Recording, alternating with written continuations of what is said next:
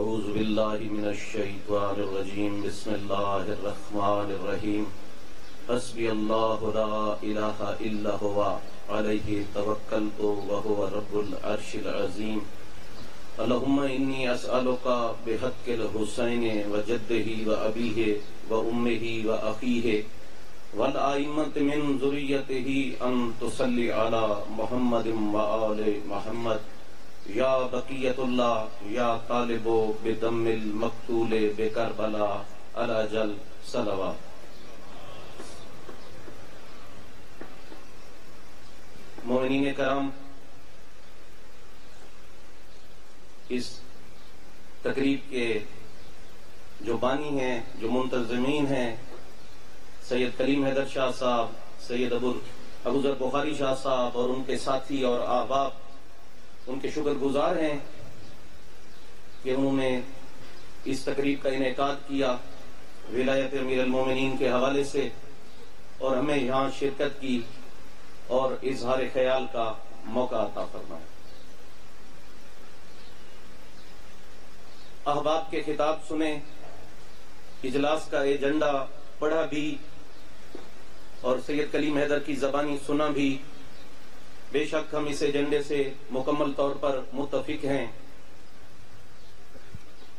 جو ویڈیوز دکھائی گئیں وہ بھی دیکھ لی گئیں۔ میرے خیال میں تو یہ ویڈیوز قابل توجہ ہی نہیں ہے، کیونکہ علامہ اقبال نے فرمایا تھا کہ حقیقت ابدی ہے مقام شبیری، بدلتے رہتے ہیں انداز کوفی و شامی۔ حسین ازل سے ابد تک ایک حقیقت ہے، اس کا دشمن ہر زمانے میں آتا رہا ہے اور آتا رہے گا۔ ہمارا معاملہ، ہمارا ایمان ایک نظریے سے وابستہ ہے۔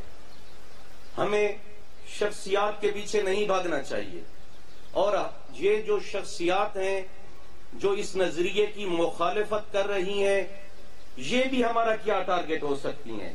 یہ چند سالوں کی زندگی کے لوگ ہیں جنہوں نے مر ہی جانا ہے، اور ایسے کئی بدبخت دشمن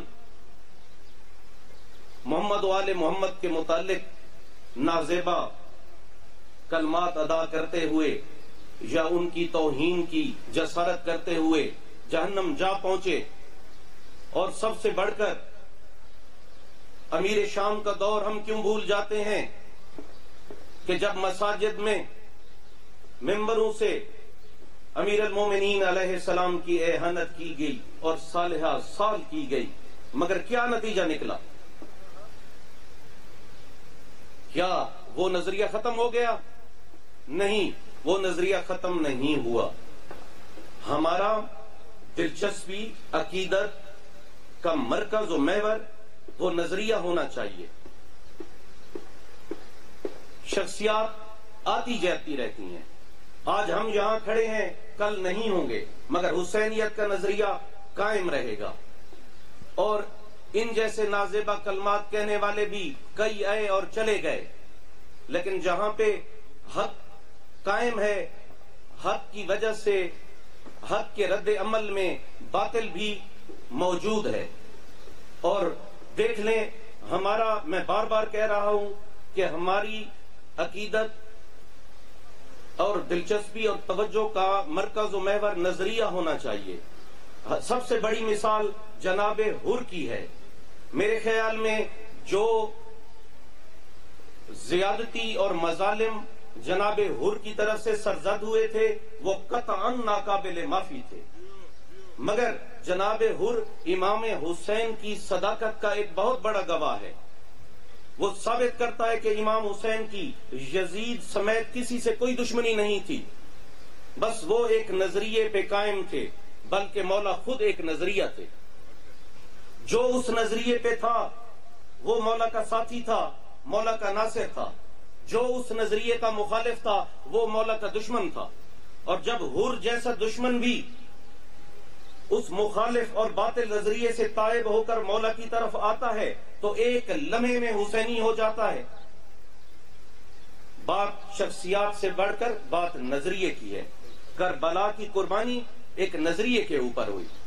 کسی شخصیت کی مخالفت میں نہیں ہوئی، ایک نظریے کے اوپر ہوئی۔ اور میں ایک عرض کرتا چلوں کہ یہ جو تحریک پیش کی گئی ہے، ہم اس کے ساتھ متفق تو ہیں، مگر میں ایک حسینی فقیر ہوں اور میں سچ بولے بغیر کبھی بھی نہیں رہ سکتا، اور آج بھی بولوں گا۔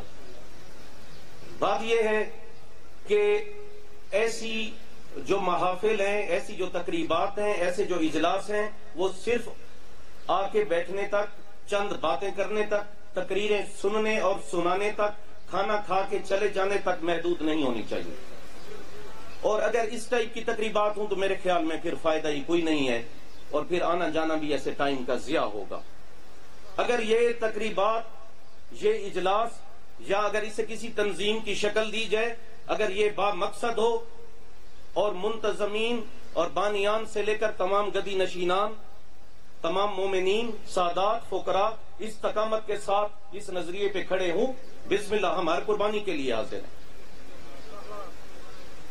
ٹھیک ہے، اس کے لیے دیکھیں، آپ دنیا کی کئی تحریکیں دیکھ لیں، آپ غیر مسلم تحریکیں دیکھ لیں، آپ مسلم تحریکیں دیکھ لیں، آپ اپنے مسلک کی تحریکیں دیکھ لیں، آپ دوسرے مسالک کی کئی تحریکیں دیکھ لیں، ملک میں یا بیرون ملک، ان میں ایک وہی تحریکیں، چاہے وہ حق پہ تھیں یا باطل پہ تھیں، وہی کامیاب نظر آتی ہیں، جن میں ایک کلاس تیار کی گئی ایک خاص نظریے کے اوپر۔ جہاں پہ کلاس تیار نہیں ہو سکی، جہاں پہ کچھ مخصوص لوگوں کی تربیت نہیں ہو سکی، تو نظریہ تو قائم رہا، مگر وہ طبقہ ایک قوم میں کبھی نہیں ڈھل سکا،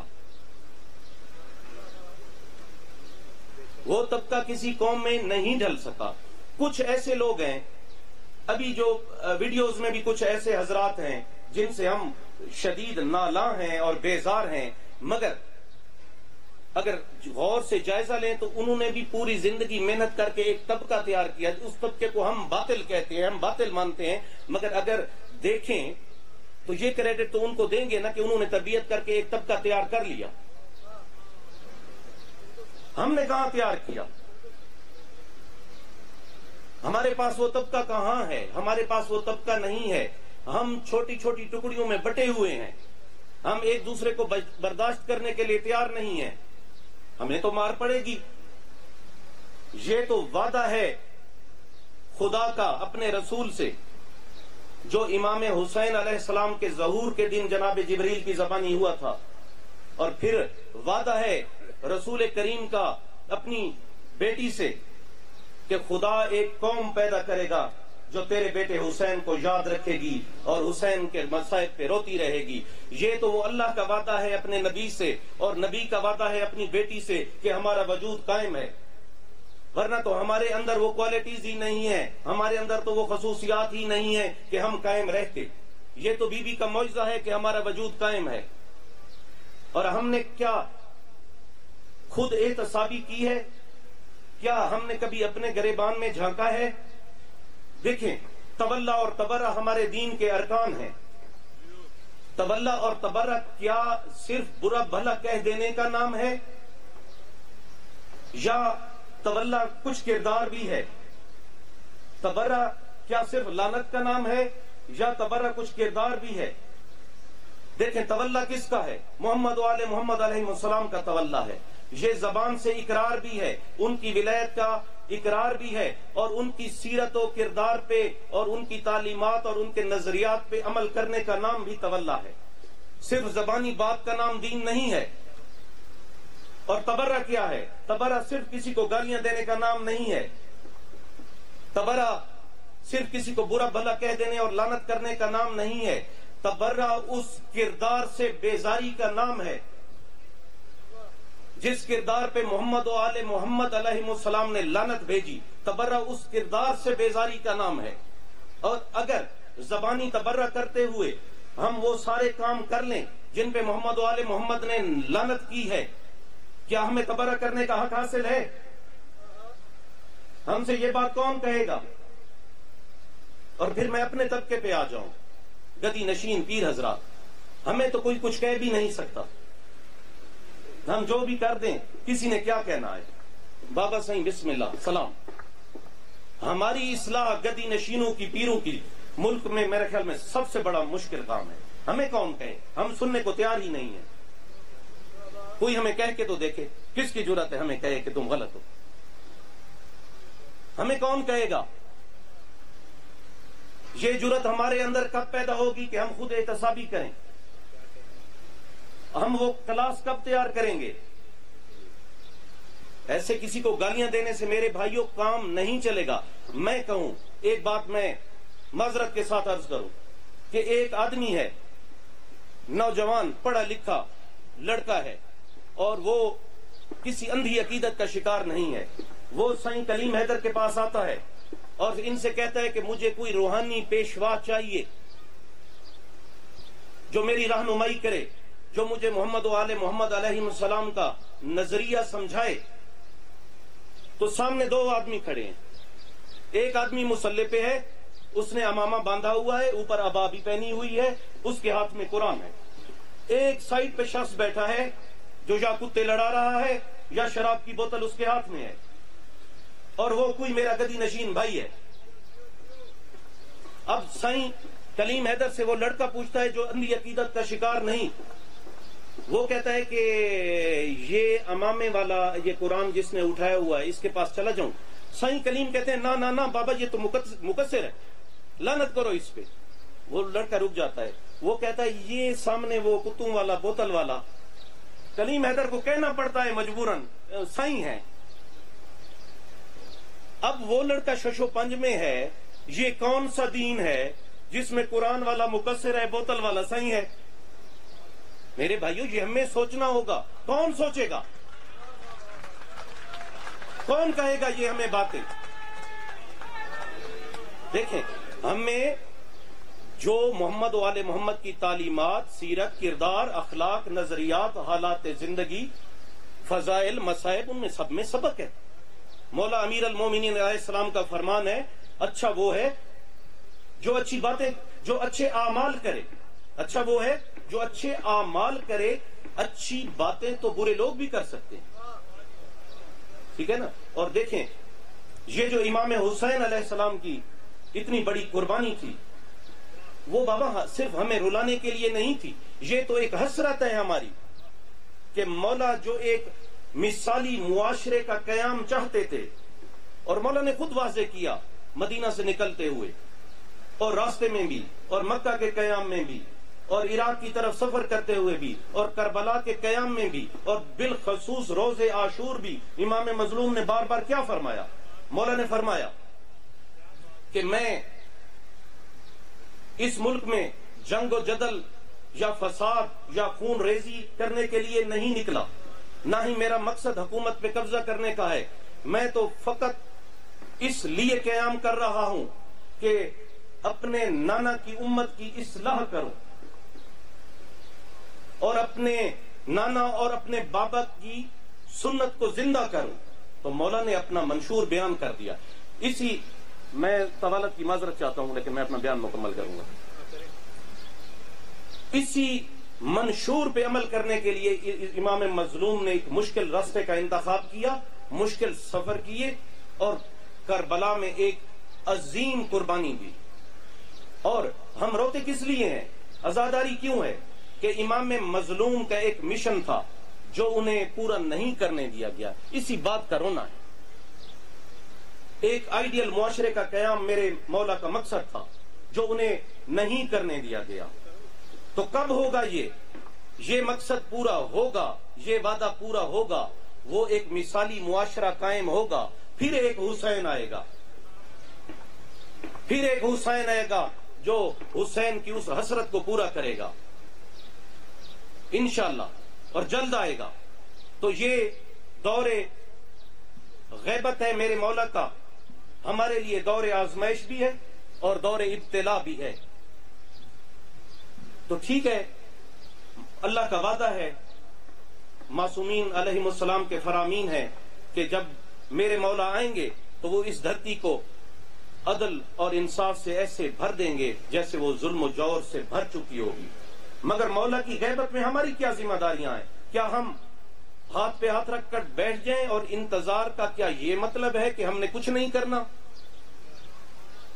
ہماری بھی تو ذمہ داریاں ہیں، ہم نے بھی تو معاشرے کی اصلاح کرنی ہے، اور جس معاشرے کی اصلاح کرنی ہے، جب ہم اصلاح معاشرہ کی تحریک کا آغاز کریں تو کیوں نہ وہ تحریک میں اپنے نفس سے شروع کروں؟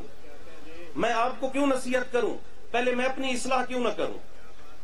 اور مولا کا فرمان بھی ہے، امیر المومنین علیہ السلام نے فرمایا تھا کہ سب سے مشکل کام اپنی اصلاح کرنا ہے اور سب سے آسان کام دوسروں پہ تنقید کرنا ہے۔ تو میرے بھائیوں، یہ گزارشات تھیں، یہ ہماری گزارشات تھیں۔